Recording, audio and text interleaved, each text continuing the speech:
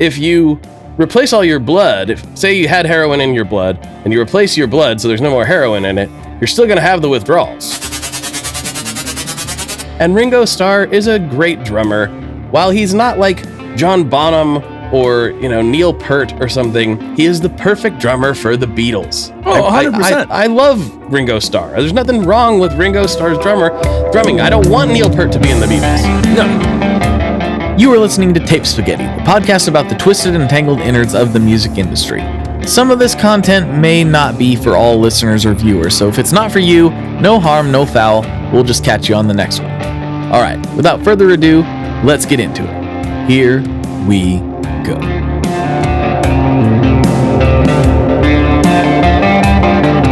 Welcome back to another episode of Tape Spaghetti. I am Scott Marquardt, joined by Blake Weiland. And Blake, it is storming like crazy here in Nashville. Yeah, wasn't it just like 1 billion degrees? 2 seconds yes, ago? And it will be 1 billion degrees after the rain is done too. We've been in this like horrible heat wave, like really on this like the whole eastern half of the U.S. Mm-hmm. But it's especially sticky down here in the armpit. And usually like rain will cool everything off, but that has not been what's been happening lately. It's just gotten muggier and muggier. I hate to hear that. Muggier, because as much as I love Nashville, I can never stray from the Oregon ways because I go down there and I'm like a sticky. I just feel like a donut. Your brand of Irish like found the Pacific Northwest and we're like, oh, perfect. It's just like the Emerald Isle. We're good. We don't have to adjust at all. Right. And my brand of Irish just like suffered through a few generations and now I'm pretty used to it. I saw a clip. Oh man, I wish I could remember the comedian's name. He's really funny. He's like a really dry delivery type of guy. I can't remember his name off. Oh, Joe Pera. Mm-hmm. Saw a clip of him yesterday talking about how he's like, how did people in the past keep cool without air conditioning? It's like, well, the Romans ran water through their walls, and the native tribes dug holes in the side of cliffs so they could get back where the temperature's 60 degrees all the year round. But for most people, they just dealt with it. Yeah, that's kind of the sense. We've got a little softer. We've known how to heat since we've been like Homo sapiens because fire and shit. Sure. But not cooling. Cooling's like, I think a lot of people don't realize how recent of an innovation air conditioning is. Like it like came out in like the 50s. Yeah. And I'm like, how did I live without it? I love it. I love air conditioning. Yeah. Oh, I don't know how we. I think that's like the greatest invention secret, like low key, one of the great inventions mankind has ever come up with. Yes, absolutely. Well, mankind does a lot of things, Scott. We do. Some of it good, some of it bad, some of it somewhat neutral. Are we just talking about the wrestler? Mankind, yes. Uh-huh. Here comes Sacco, baby. I love Mick Foley, so that really. What's not to love? Me. Yeah, he's great, and he seems like a great guy too. Everybody I know, I actually had a internet chat with somebody who was his assistant for a while, and they're like, he's fantastic. Everybody loves Mick Foley. Did you ever think about becoming a professional wrestler? I mean, hasn't every red-blooded American male at some point? I don't mean when you were a kid. I mean like now that you're big and buff. I would love to, but it's one of those things where A, I don't know that I'd be all that good at it, and B, it's really hard on you. Like it seems hard. Really messes your body up big time. And there's an enormous spider crawling across my wall, but we'll pretend that there isn't one right now. Looking pretty big. I think he's taunting me. Probably is. Yeah, the thing is, you see all this wood out here. They'll go into the cracks, and then I just won't ever be able to find them again. So, there he goes. Spider's paradise. He's going in the cracks. All right. Well, see you later, buddy.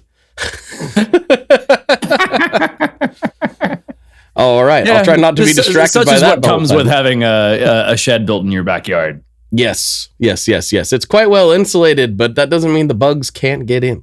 No, it certainly doesn't.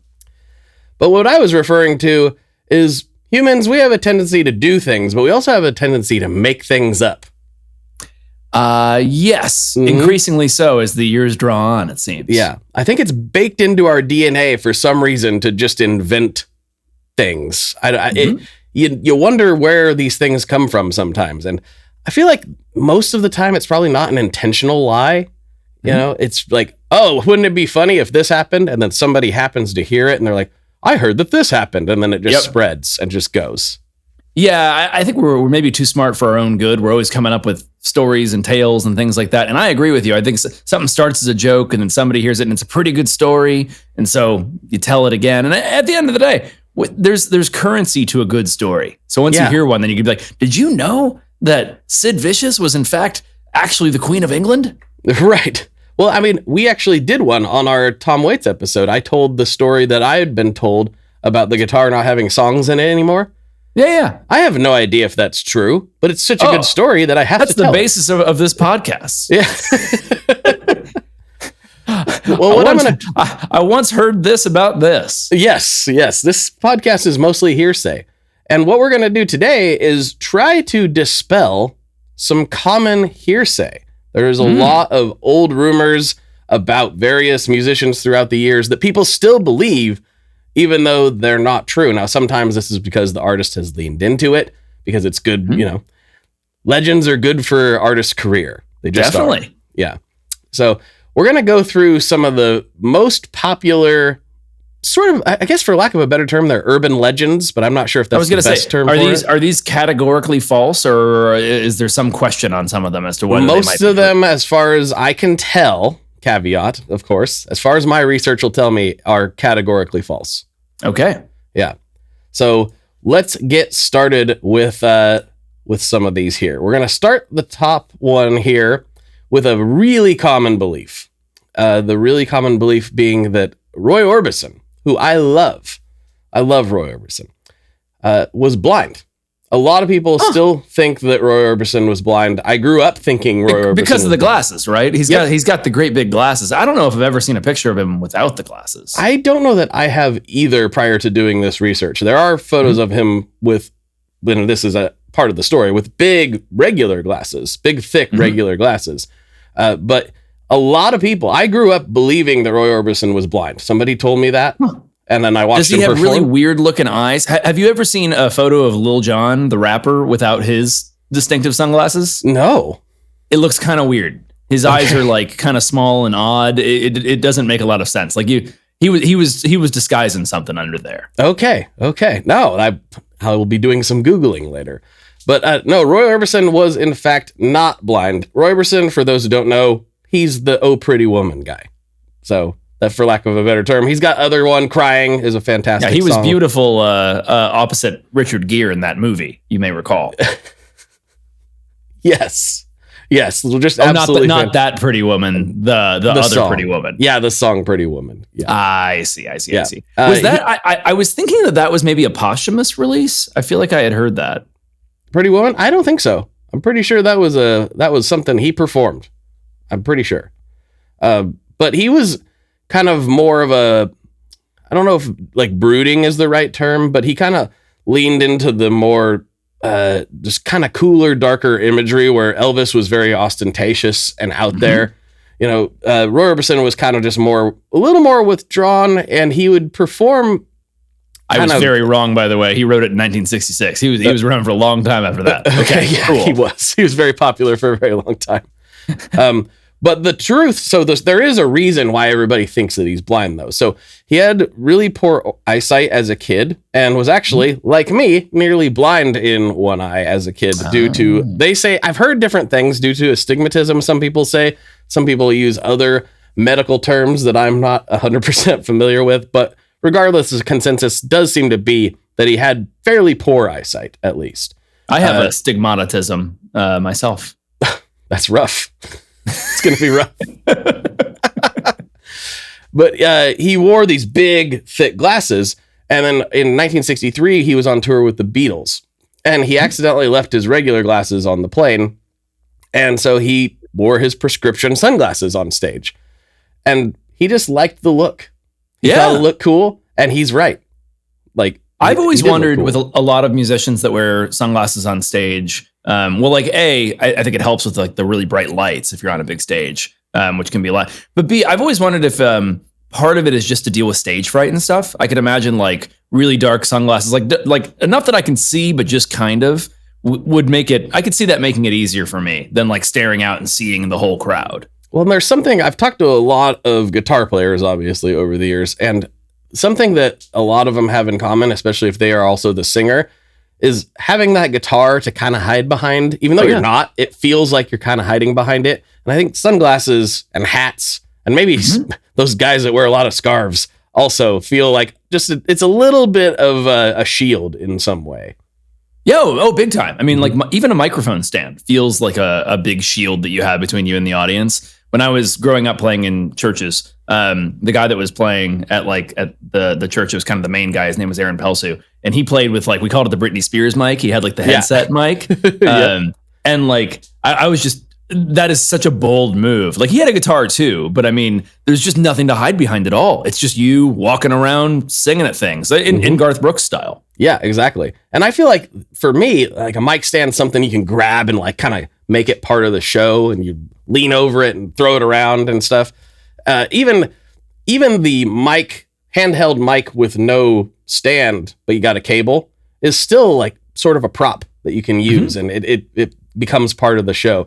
If you're Taking Back Sunday, you just swing it around your head.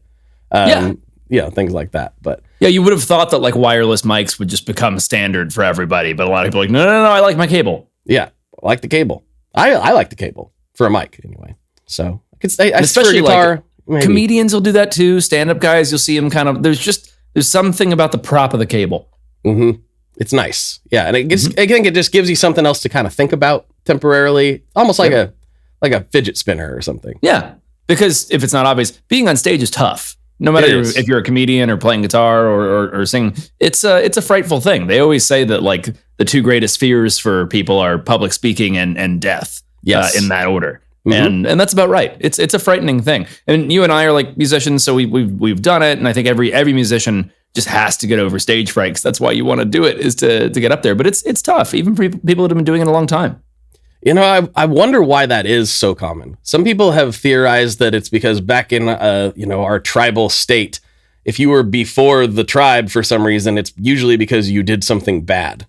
And so that judgment that would be placed upon you wouldn't be his hair looks stupid. It would be, are we going to kill him, or are we going to get him out of the tribe, or what are we going to do here because something bad has occurred? That's interesting. I mean, there is an implicit judgment in you being in front of, more than a few people. You are like implicitly being judged by those people in one way or another. And that's just frightening on its own. Yeah. 1 second here. I hate to do this, but all right. The next part.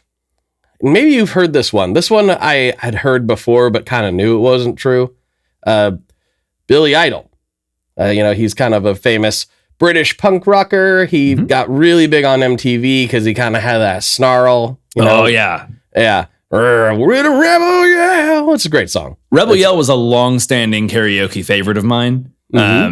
And I can do a mean Rebel Yell. I mean, I'm pretty dang good at it, but it just trashes my vocal cords because I have not gone to the scream doctor lady. So I'm just, just wrecking them. And I've learned enough times that like, if I do one Rebel Yell, I can't sing anymore. And a lot of times if you're at karaoke, you're going up for multiple songs, and I'm just done after that. So I mostly don't do it anymore. That's your finisher. Yeah, but even it's hard. It's the next morning's difficult. It's difficult on the vocal cords. I'm a good singer, but I'm glad that I didn't become like a professional singer, because I have weak vocal cords. When I was singing in bands, it was really stressful for me. Like every like 3 days leading up to it, I would like stop speaking very much and all this. I just my vocal cords are not very strong, I guess. I wonder how much of that is strength, and maybe how much you need to go to the scream doctor and work on technique. Maybe you can belt with the best of them. Maybe it might be a technique thing. I mean, when I was in musical theater and stuff growing up, I would just always get sick from overuse after Hell Week before like the actual performances that mattered. And it was very stressful. I had like steroid shots into my vocal cords more than once.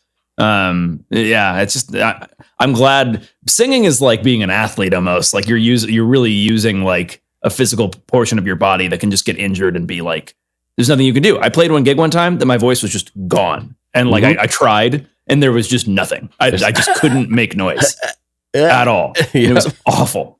Mm-hmm. So what you heard here is Scott's on steroids and he's an athlete. That's what you. That's all I got out of that. Yeah. Nope. Neither of those are true. I would hope that I would look better if that were the case. Yeah. Yeah. I understand. I get it. But what were you telling me about Billy Idol? Well, there was a rumor going around for a long time that he killed a guy. Did you ever hear that? On. No. Yeah. So yeah, there's a couple different stories. Some people say, somebody come up to him in a bar and said something snarky, and he's a scary punk rocker, so he decided to just kill him right there on the spot.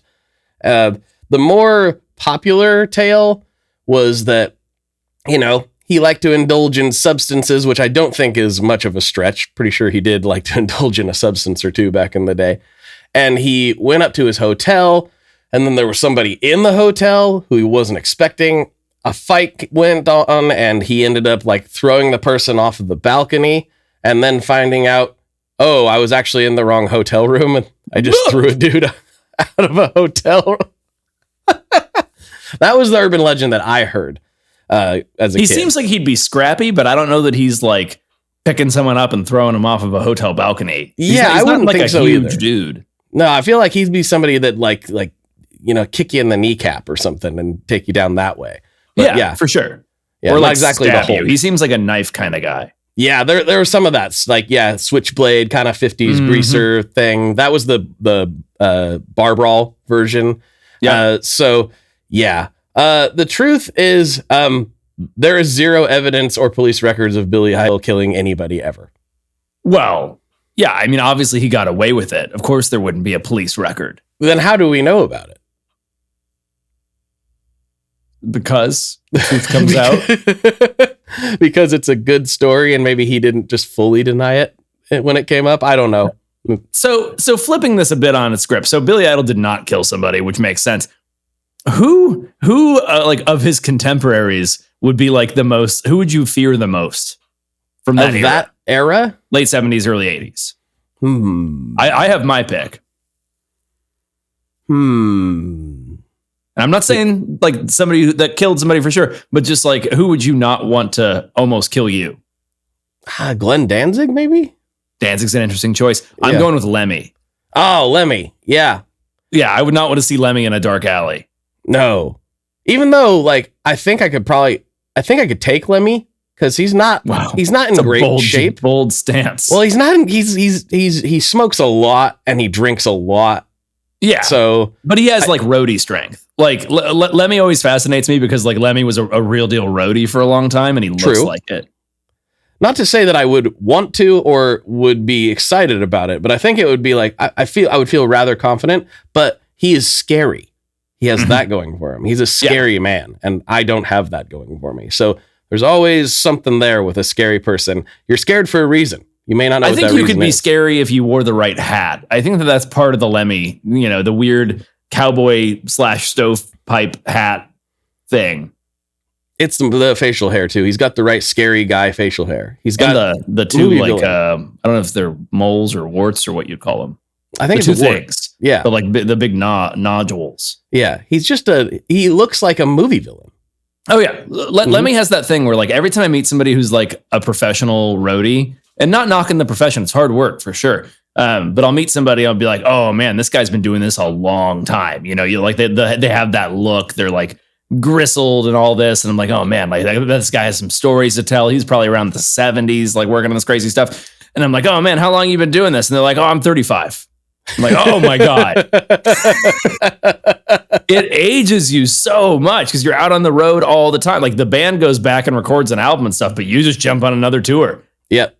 And touring is as grueling as it is for a band. It's way harder on the roadies. There was a guy and maybe this happens a lot, one of the like bigger shows that I put together when I was in college where we had like a big full like festival stage build out and everything. The crew that came in to set that up and everything. One of the guys, he just slept in a hammock underneath the stage. And from like talking to the other guys, like, yeah, we'll call him Bill. That's what Bill does. Bill always sleeps in a hammock, like a bat, just hanging up the bottom of the stage.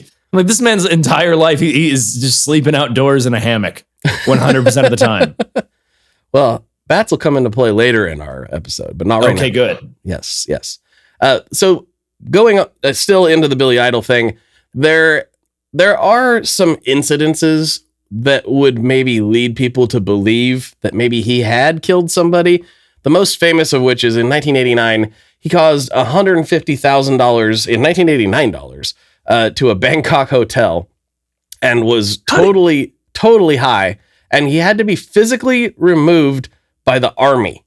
The army had to come in and take Billy. That's a real story. That actually did happen.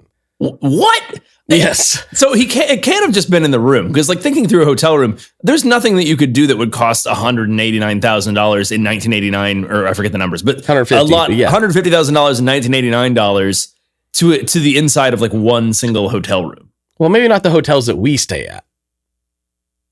In Bangkok? Okay. Yeah, this is true. It just says to a Bangkok hotel. So yeah, you're probably right. It sounds like he like set off a car bomb outside the hotel. Maybe he did a Keith Moon and launched a Cadillac into the swimming pool. I don't know. That's what I'm saying. Yeah. It feels like he'd have to do really something. Mm-hmm. Yeah. So that's a real story. He also, in 1990, so just the next year, he almost died in a motorcycle crash. And he was just known for getting just blitzed and destroying hotel rooms. And he got banned from airlines and all kinds of stuff. And his image like leaned into that. He was the bad boy, right? Yeah. So you want your rock and rollers destroying their hotel room. I don't know who started that trend, but it became like a rite of passage at some point. It might have been Keith Moon. Yeah. Yeah. Who knows? But he toned it down in his later years, and he always kind of like did a little in his, now later years. Fortunately, he's still with us. If you remember The Wedding Singer, he kind of does a spoof version of himself in that. So yeah, I saw him maybe 8-10 years ago, something like that. And the dude still has abs, like abs for days. I don't know how, but he sure does. He's amazing. Singing a lot lower. Of course. If it was like nice day for a white wedding, it's like it's a nice day for a white wedding. You got it. It's way pitched down. So that wraps up that section. So here's another rumor that you may have heard before. All of these, I shall say, sometimes when I'm doing research, it's the first time I'm hearing about something, especially on segments like this. But these I had heard of, I think every single one of these. Yeah, I just scrolled through real quick. Every single one of these I had heard before, which is interesting because all of this, I should have noted this at the top. All of this is pre-internet. Yeah, true. So we're talking about legends that just somehow just rolled through just people talking to each other. It's just like rolling through the yard somehow. So this one is Keith Richards, famous Keith Richards, famously substance loving Keith Richards. He apparently got a full body blood transfusion. Did you ever hear about that? Which is just a blood transfusion that goes on long enough to be all of it? Yes, and the reason was to quit heroin. Huh.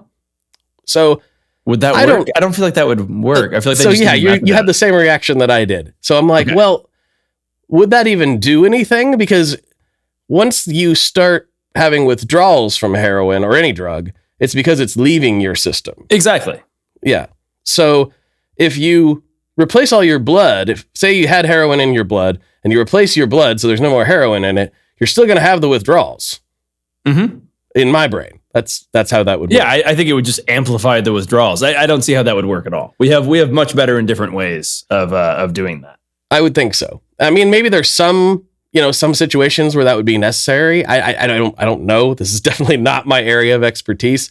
But the myth was in the late 70s, Keith, he's all strung out. He's having all kinds of issues. He can't perform. He can't really hold anything together.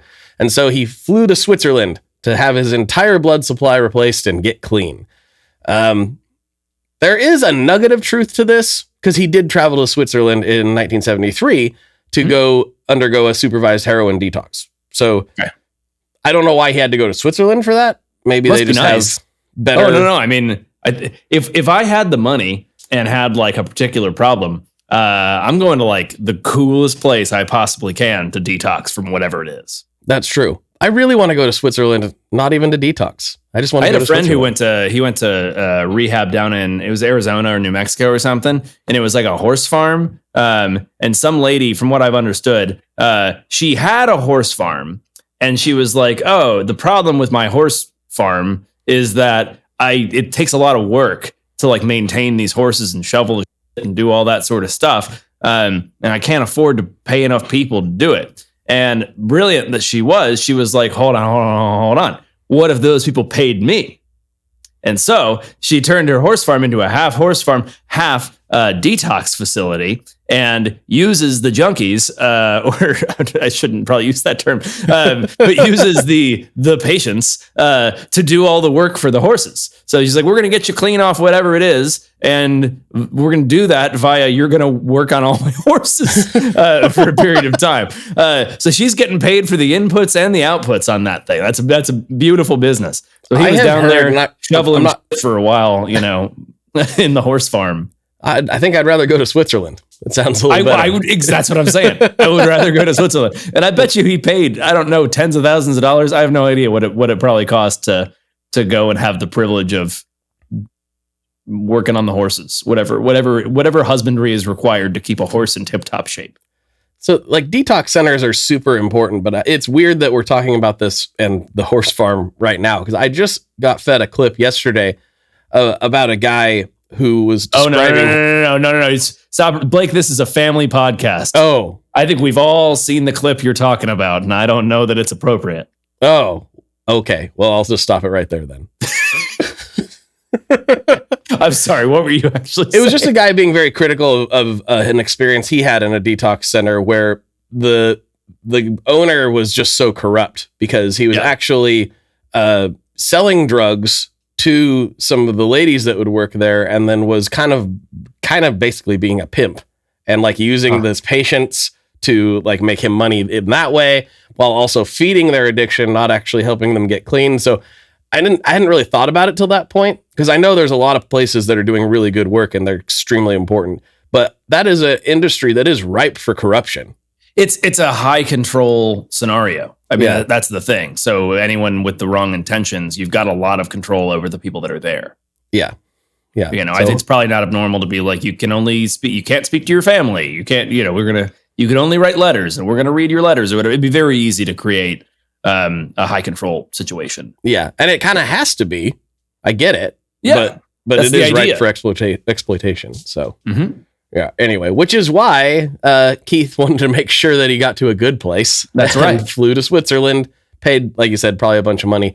The blood exchange theory came from a joke he made, and then it just kind of snowballed from there. So people just kind of took his joke seriously. Yeah. And then he had to come back and be like, I was just messing around, guys. I was just trying to clean up.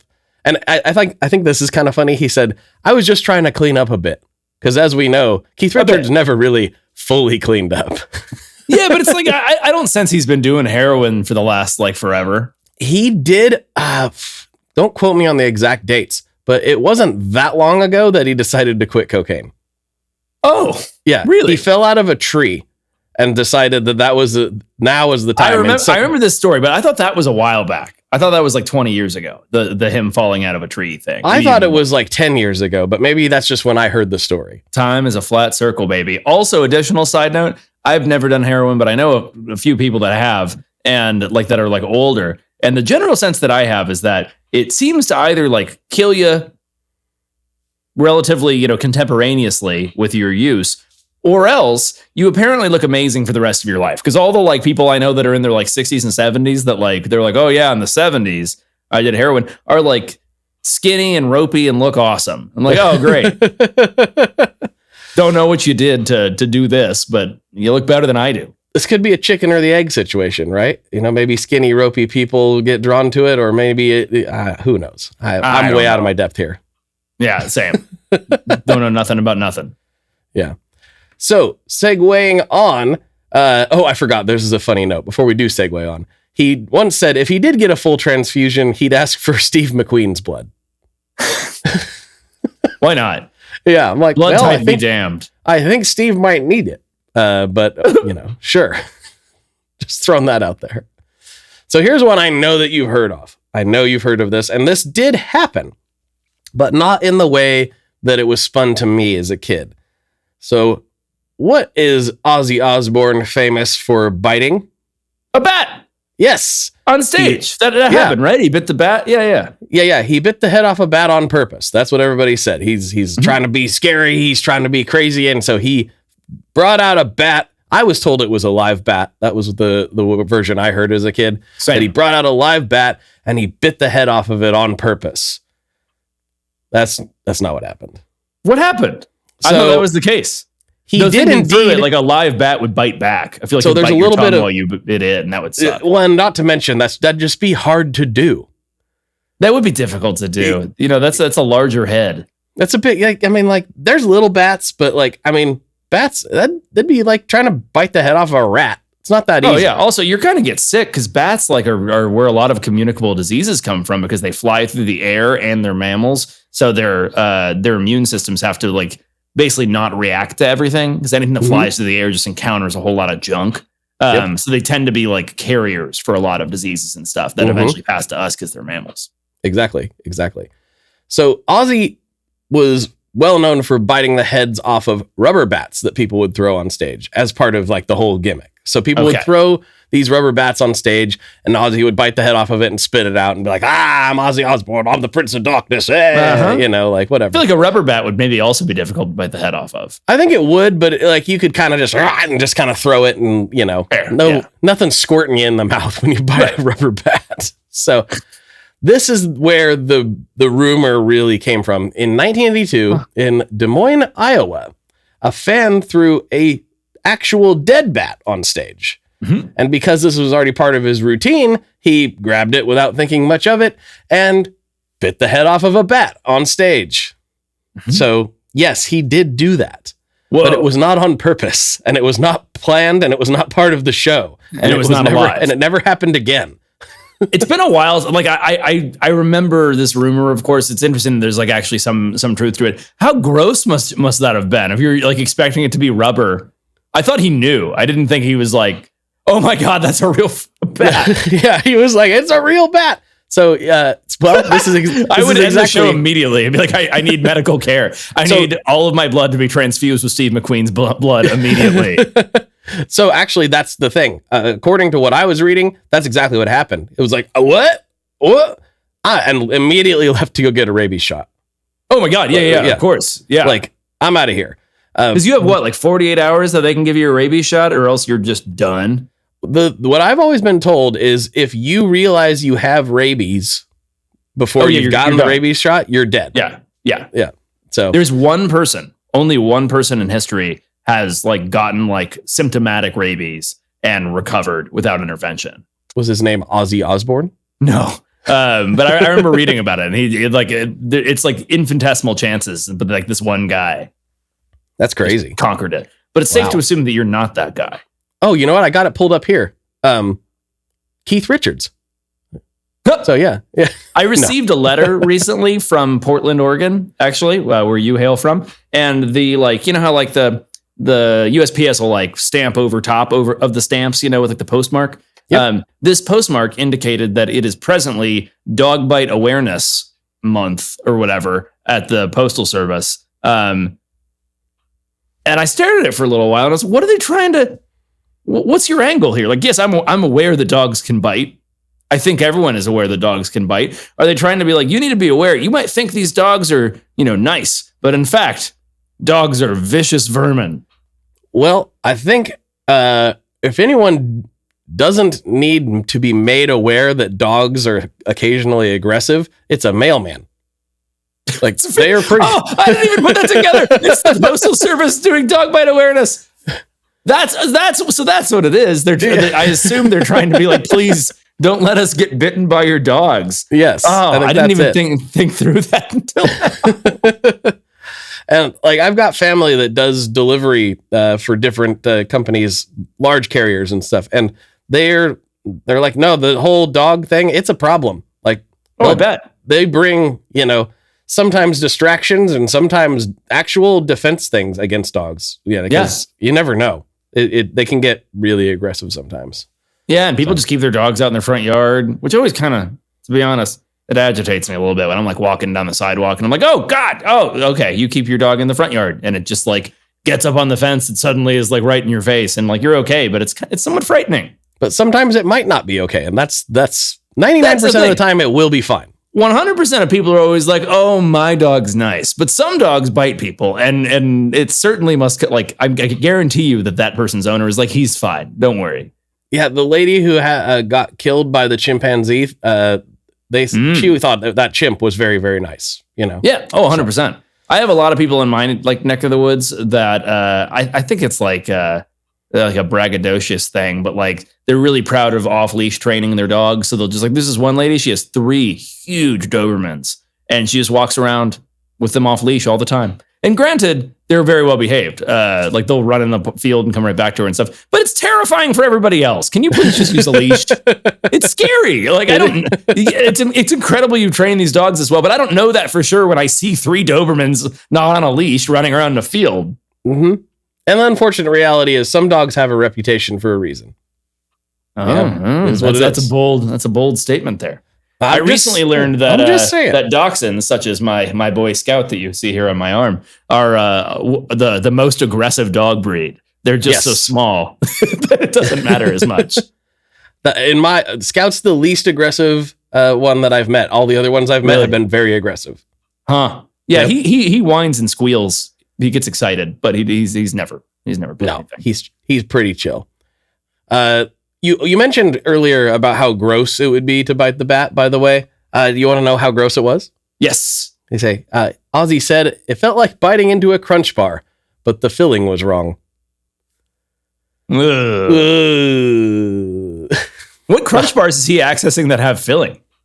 That's the other thing I was wondering. And is that a British thing that we're just not aware of? Might be. It sounds delicious. A Crunch bar, maybe like a Cadbury Crunch bar. Yeah, that's what I was thinking. Like a nice like caramel layer in between. Ooh, baby. Yeah. I'm getting hungry just thinking about it.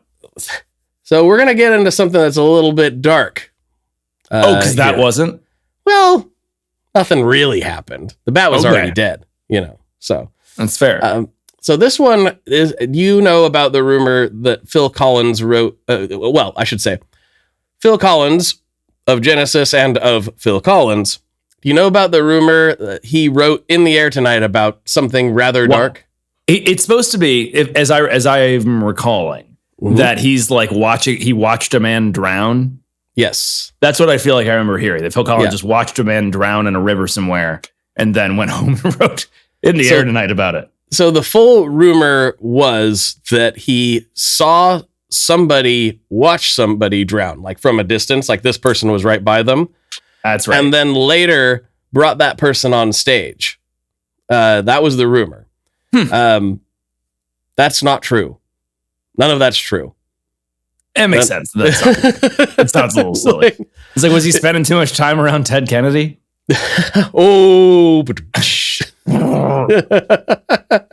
Scott coming in with the zingers. Yeah, Scott's gonna die in a plane crash next week under mysterious circumstances. Interesting. No, it was actually written during Phil's divorce in 1979. It's just generally about loss, anger, and detachment. It's a complete urban legend. I don't know where it came from. There's no incident to back it up.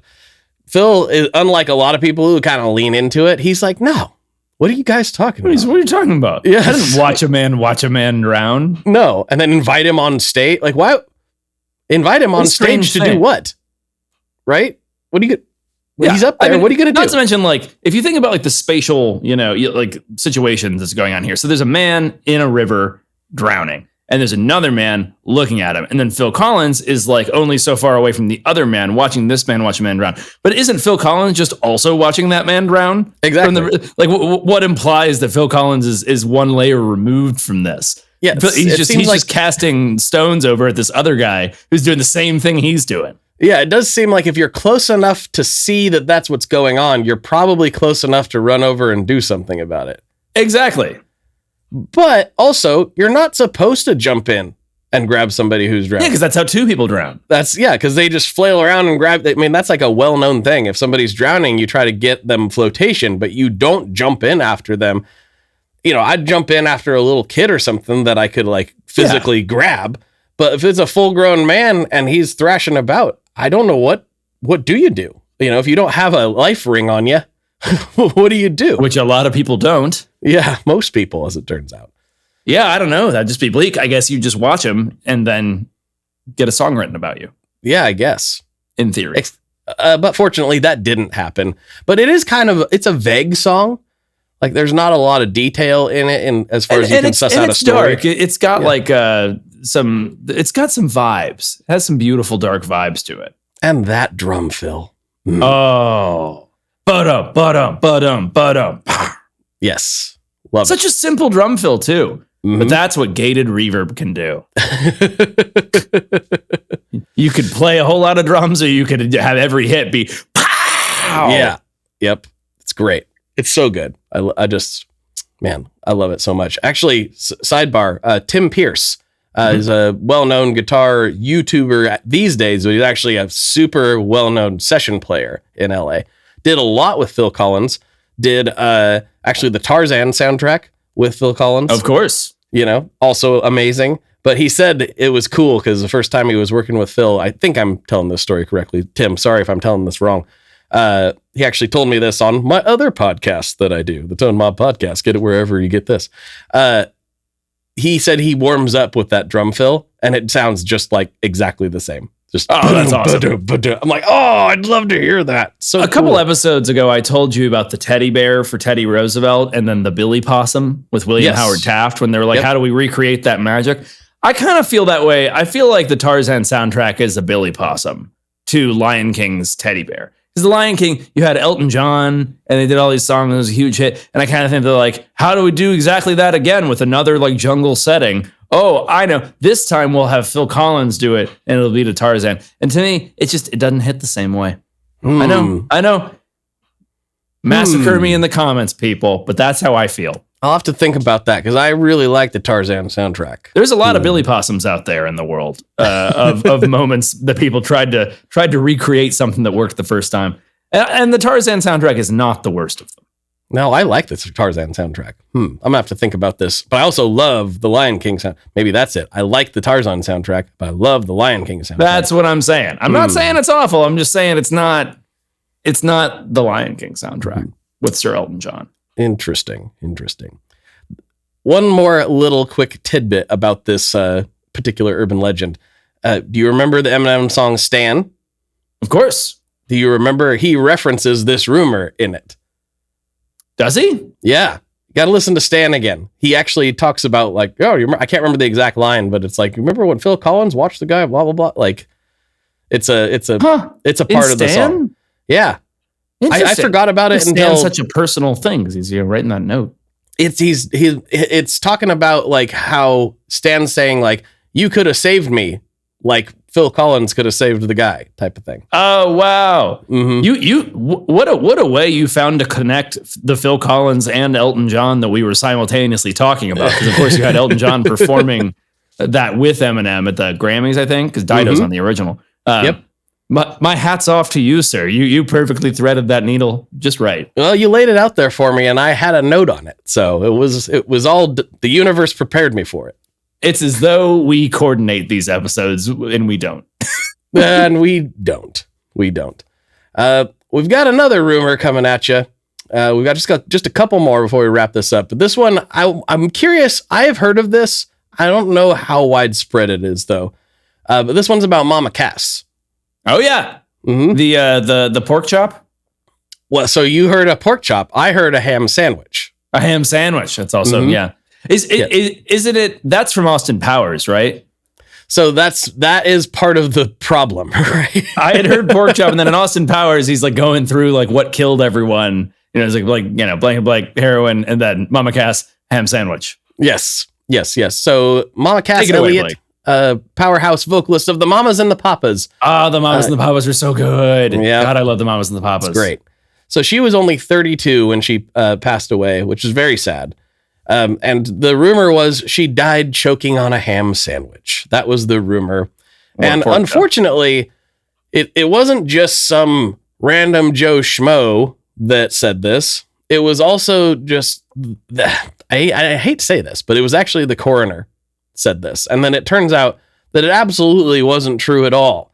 And she died of heart failure. So the coroner said this? The coroner kind of like lazily went and said, yeah, she choked on the ham sandwich. There was a sandwich nearby. It was not touched. So she clearly didn't choke on it. Mm-hmm. And she died of heart failure. She was always a bigger lady, and she had recently, like, kind of, from what the story is she kind of crash dieted down. She lost like 70 pounds. Woof. And losing weight is good if you're heavier like that, but losing it that quickly is almost never good.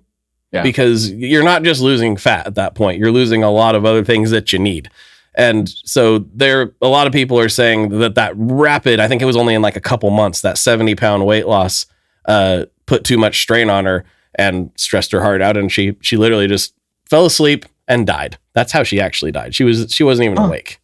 Yeah. Well, screw that coroner. I didn't think that was true, but I didn't think that it came from the guy whose job it is to. From what I can tell, it was like his kind of like, oh yeah, choked on a ham sandwich. And then later there was more research done and that wasn't the case. Oh, that sucks. Yeah. Just sloppy. Somebody who's sloppy at their job and just thinking, I don't know what that guy was thinking, to be honest. It seems really odd. Yeah, that's really strange. But I want to listen to Mamas and the Papas now. Yeah, it's so good. I probably will too, actually. But yeah, and Mike Myers didn't help because now people hear that. And I know it's a joke and I know it's a comedy, but that, it's really not true at all. So it's kind of for that one's like almost just kind of insulting. Oh yeah. Yeah. I grew up. Fat person died from choking on a ham sandwich. Like, yeah, that's awful. Yeah. I grew up with like a bunch of my parents, like vinyl records and stuff. And my parents were, went to college in 69. So they were like, late 60s hippie kids and stuff. And so there were always Mamas and the Papas records laying around. And I do feel like that Michelle Phillips, the other woman in the Mamas and the Papas, was maybe one of the first people I saw that I was like, that lady's really pretty. Yeah. For me, it was the Pink Ranger. But yeah. The Pink Ranger doesn't look like anything, or does she? Did she take her hat off, helmet off? What are you talking about? Of course. I don't know. I never really watched Power Rangers. Oh my goodness. You didn't fall in love with Kimberly, the Pink Ranger? Yes. Yeah. No, who knows? All of the suited parts of Power Rangers were filmed in Japan. So we don't know what those people looked like. But the American version had these cuts where they were in high school and I thought every guy around our age fell in love with the Pink Ranger at some point, but apparently you were the only one not under the spell of the Pink Ranger. Huh. That's crazy. Speaking of this, just briefly before we go on, how familiar are you with Wilson Phillips? I know that I'm a little bit familiar with them. I'm also, if I'm getting that story straight, isn't that like a very unsettling situation? There's a lot of weird about it, and maybe it's its own episode at some point. But I don't really like their music very much. But it interests me in its dynastic nature because the two girls that are the Wilsons are Brian Wilson's daughters, and then China Phillips, who's the daughter of John and Michelle Phillips from the Mamas and the Papas. Yep. The Beach Boys, the Mamas and the Papas made a band by extension via their offspring. Yes.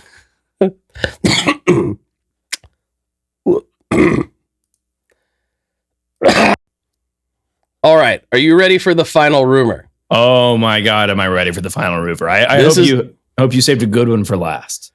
This is a big one. This one is one that kind of annoys me because it comes up all the time amongst musicians and it's stated as fact and it's totally not true. And I've known that it's not true for a while, but it gets stated as fact so often that sometimes I forget that it's not true and then I'll start believing it. Mm-hmm. And then I have to remember, no, that's not true at all. No, it's not true. Yeah. This is the statement that John Lennon supposedly made about Ringo Starr. Do you know what that statement is? Mm-mm. Tell me. So the rumor is he's in an interview. He said he's not even the best drummer in the Beatles. Exactly. Yes. Yes, I know what you're talking about. Yes. So I'll give the full context. Well, quote unquote context is he was in an interview and somebody said, "Oh, John, you're a world-class musician. You're in the Beatles. is Ringo Starr really the best drummer that you could find? And he says he's not even the best drummer in the Beatles.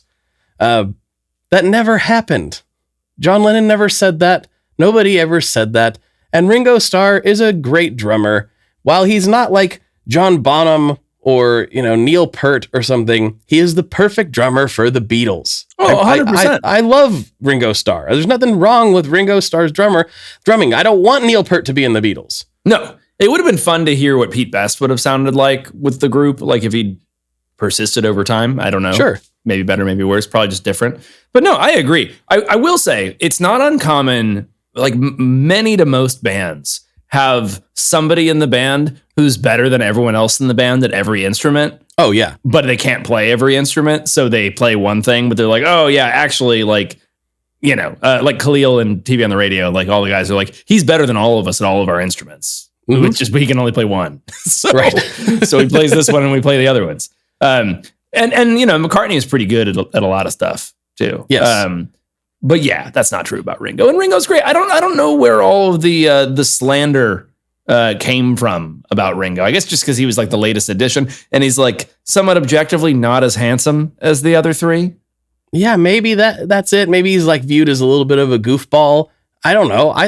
But Ringo is actually my wife's favorite Beatle. Really? Yeah, she loves Ringo. That explains a lot. And that's why I was able to get a wife. Paul is my favorite Beatle. I'm not. Paul's my favorite Beatle. Seconded by George. I'm not a big John guy. I feel similarly. Yeah. Paul's my guy. But regardless, this came from a comedian who I'd never heard of prior to like diving in, because I was like, okay, I know this isn't true, but let me find out more information on this. So in 1983, a comedian named Jasper Carrot, with 2 R's and 2 T's. I'd never heard of this fella, but he might be amazing. I don't know. But he does a stand-up routine in which this quote is pulled from. So everybody saw this stand-up routine, and then it got repeated. And stand-up's interesting, right? Because comedians will tell stories on stage with the goal of making you laugh that they know to be absolutely false, or they've completely fabricated. Yeah. Yet people will listen to them tell a story like, oh, my dad used to do this, but their dad never, ever did. Mm-hmm. And then they'll take that and repeat it as if it's a true story without realizing like comedy is its own art form. They're essentially writing scripts up there. Totally. That's what they're doing. Yeah. So, and it's probably like inspired by a little piece of real life, but then they go from there. This is the whole premise of Seinfeld. Yeah. Well, and it doesn't help that a lot of times like, and this is true. And this is true. This is real. Dude. You just got to know stand-up comics or are if often you're like not telling Carlos the truth. Mencia, you're like, this was true for someone. Not me, not but the person who wrote this joke, this is true for. Yeah, the person I stole this from.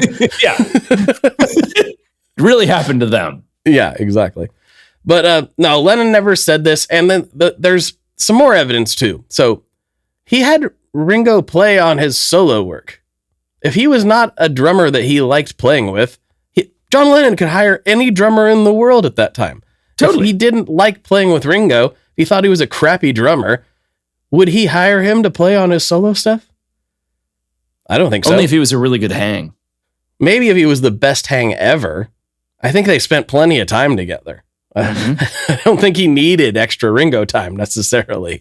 But yeah, it's just a silly rumor. And some people will point, well, Paul played drums on some of the songs. Yes, he played on The Ballad of John and Yoko and Back in the USSR, but that was more of a scheduling thing than anything else. Yeah, and the fact that he just can't. And that happens. That happens all the time where it's like, some so-and-so played this on here.